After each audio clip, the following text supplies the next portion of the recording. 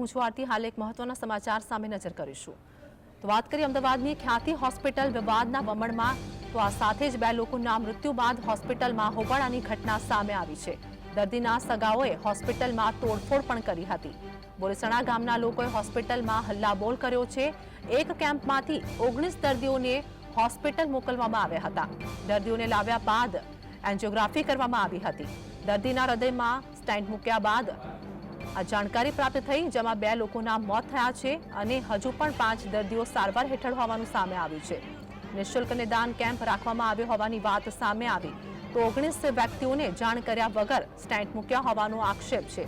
મૃતકના રૂપિયા પણ આયુષ્યમાન યોજના હેઠળ કપાયા હોવાની જાણકારી પ્રાપ્ત થઈ છે। હજુ પણ 5 દર્દીઓ આઈસીયુમાં સારવાર હેઠળ છે। સમગ્ર ઘટનાને પગલે તબીબો ફરાર થયા છે।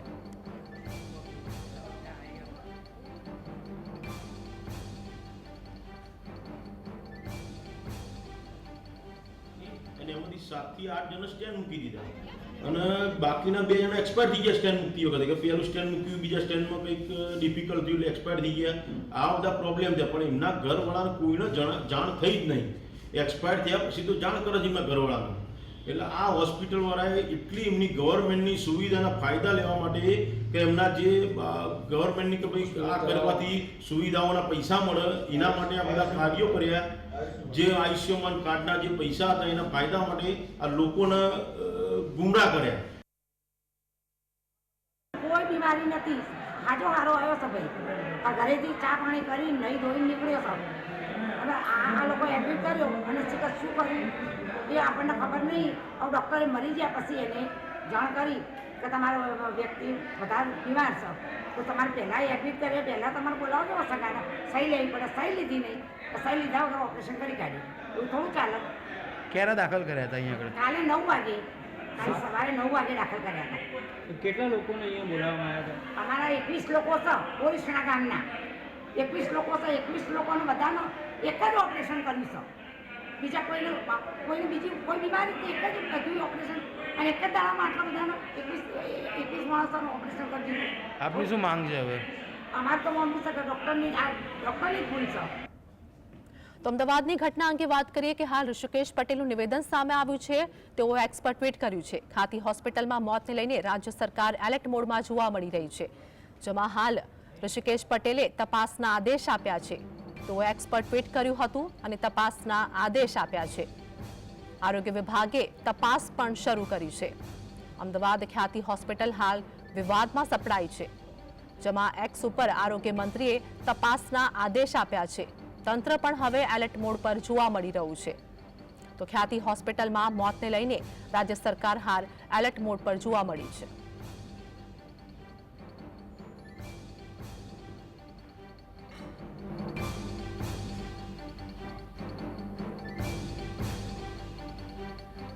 તો અમદાવાદની ખ્યાતિ હોસ્પિટલ વિવાદમાં સપડાઈ છે। આ સાથે જ ઋષિકેશ પટેલે તપાસના આદેશ આપ્યા છે। તંત્ર પણ હવે એલર્ટ મોડ પર જોવા મળી રહ્યું છે।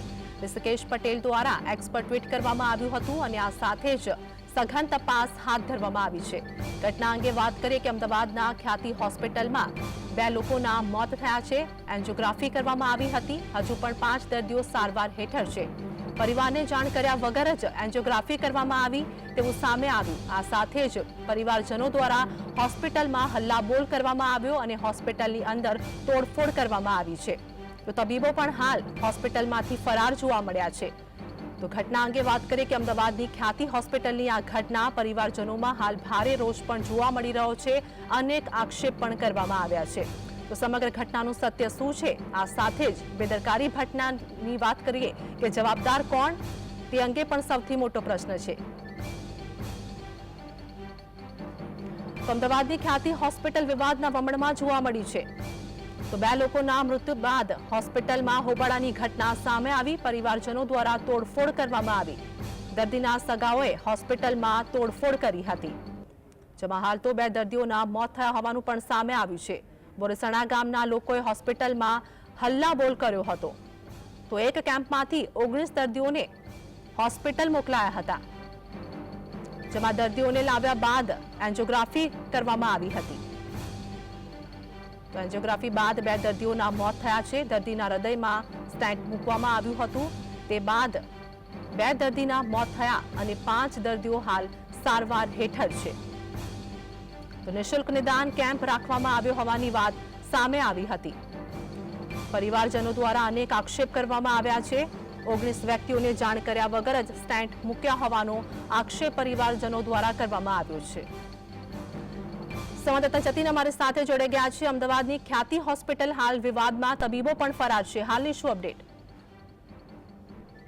હાલ ખ્યાતિ હોસ્પિટલ ખાતે દર્દીઓના સગા અને દર્દીઓ વચ્ચે બંધ બારણે બેઠક જે છે તે ચાલી રહી છે. મહત્વની વાત છે કે ખ્યાતિ હોસ્પિટલ દ્વારા જે દર્દીઓને લાવવામાં આવ્યા હતા તેમાં 2 જેટલા દર્દીઓનું મોત થયું છે, જ્યારે 5 જેટલા દર્દીઓ જે છે તે હાલ ગંભીર હાલતમાં જોવા મળી રહ્યા છે. ત્યારે હાલ કોર્પોરેશનના હેલ્થ વિભાગના જે ચેરમેન જે છે તે સહિત કોર્પોરેશનના અધિકારીઓ જે છે તે આવી ચૂક્યા છે. તેઓએ કહ્યું કે કન્સલ્ટ જે છે તે દર્દીઓને નહીં પરંતુ દર્દીના સગાને કરવાનું હોય છે. ત્યારે તેને લઈ કીધું કે હાલ કોઈ પણ ચમરબંધીને છોડવામાં નહીં આવે, તમામ પ્રકારની જે યોગ્ય તપાસ જે છે તે કરવામાં આવશે. મહત્વની વાત છે કે હાલ ડોક્ટરો જે છે તે અને ડોક્ટરોના દર્દીઓના સગા સાથે બેઠક જે છે તે ચાલી રહી છે. હાલ ભાવિન સોલંકી જે છે તેઓ આવ્યા અને મીડિયા સાથે વાતચીત કરી તેઓ સ્પષ્ટપણે જણાવ્યું કે સરકાર દ્વારા પણ યોગ્ય તપાસનો રિપોર્ટ રેડી કરવાનું કહેવામાં આવ્યું છે. ત્યારબાદ તેને જે કોઈ પણ હોસ્પિટલ દ્વારા બનાવ બન્યો છે તેને કોઈ પણ ભોગે છોડવામાં જે છે તે નહીં આવે. ખ્યાતિ હોસ્પિટલ દ્વારા આ જ કૌભાંડ બીજી વખત જે છે તે સર્જવામાં આવ્યું છે. 2022માં પણ આ જ કૌભાંડ આચરવામાં આવ્યું હતું. સાણંદના ત્રિલોડા ગામ ખાતે કેમ્પ યોજવામાં આવ્યો હતો. તે તમામ લોકોને હોસ્પિટલ લાવવામાં આવ્યા હતા. 3 જેટલા દર્દીઓને હોસ્પિટલમાં લાવીને સ્ટેન્ડ મૂકવામાં આવ્યું હતું. તે સ્ટેન્ડ મૂકતા દર્દીનું મોત થયું હતું. તે તપાસ વસ્ત્રાપુર પોલીસે ગુનો નોંધીને તપાસ કરી હતી, પરંતુ ફરી એક વખત આ જ કૌભાંડ આચર્યું છે અને ફરી એક વખત આ જ પ્રકારનો બનાવ જે છે તે બન્યો છે. એટલે કહી શકાય કે જે પ્રમાણે ખ્યાતિ હોસ્પિટલ દ્વારા મા કાર્ડમાંથી પૈસા પડાવવા માટે તે દર્દીઓને ખૂબ જ હેરાન પરેશાન કરવામાં આવી રહ્યા છે કે દર્દીઓને જે દર્દીઓ ખાતે પૈસા જે લેવામાં આવી રહ્યા છે તેને લઈ ખૂબ જ દર્દીઓમાં રોષ જોવા મળ્યો છે. તેમાં દર્દીઓ કહી રહ્યા છે કે જે મૃત્યુ પામ્યા છે તેને લઈ યોગ્ય ન્યાય જે છે તે આપવામાં આવે. એક એક્સપર્ટ ટ્વિટરના માધ્યમથી હાલ ઋષિકેશ પટેલે ટ્વીટ કર્યું છે. સઘન તપાસના આદેશ પણ આપ્યા છે. 5 દર્દીઓ સારવાર હેઠળ છે. તેઓના પરિવારની હાલ શું પ્રતિક્રિયા સામે આવી રહી છે?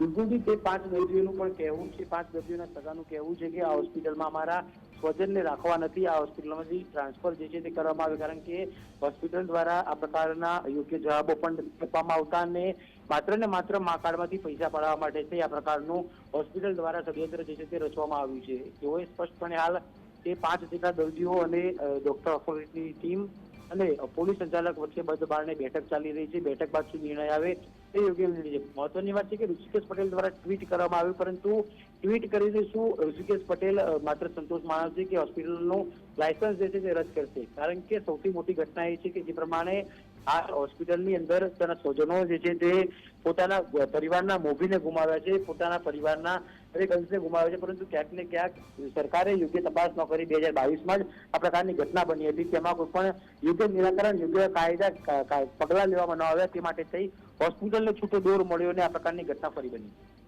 જતીન, ખ્યાતિ હોસ્પિટલમાં ત્યાં આગળ તોડફોડ કરવામાં આવી છે અને હલ્લાબોલ કરવામાં આવ્યો. પોલીસ ઘટના સ્થળે પહોંચી છે કે નહીં? કેમ કે ત્યાં આગળ અન્ય દર્દીઓ પણ હશે અને તબીબો પણ ફરાર થઈ ગયા છે. બિલકુલથી જાણ થતાં જ પોલીસ જે છે તે ઘટના સ્થળે પહોંચી ગઈ હતી, પરંતુ સૌથી મોટી વાત એ છે કે જે પ્રકારે બનાવ બન્યો હતો, બનાવને લઈ તમામ લોકો દર્દીના મૃત જાહેર કરતા, જે 2 દર્દીઓને મૃત જાહેર કર્યા તેને લઈ તમામ લોકોમાં ખૂબ જ રોષ જોવા મળતો હતો. તેને લઈ તમામ દર્દીઓના સગાઓએ તોડફોડ જે છે તે કરી હતી અને સાથેમાં જ જે હોસ્પિટલની અંદરના તમામ જે આઈસીયુ બેડ છે તે તમામ જે રિસેપ્શન કાઉન્ટર છે તમામ તોડી દેવામાં આવ્યું, જેના કારણે તે હોસ્પિટલમાં અફરાતફરીનો માહોલ મચી ગયો હતો. તો પોલીસે ઘટના સ્થળે આવીને પોલીસ દ્વારા યોગ્ય જે કહી શકાય કે અંકુશ છે તે લેવામાં આવ્યો છે. જતીન, સમગ્ર માહિતી બદલ અને અમારી સાથે જોડાવા બદલ આપનો આભાર. તો અમદાવાદની ખ્યાતિ હોસ્પિટલમાં હલ્લાબોલ થતો જોવા મળી રહ્યો છે. આ સાથે જ પરિવારજનો દ્વારા ત્યાં તોડફોડ પણ કરવામાં આવી.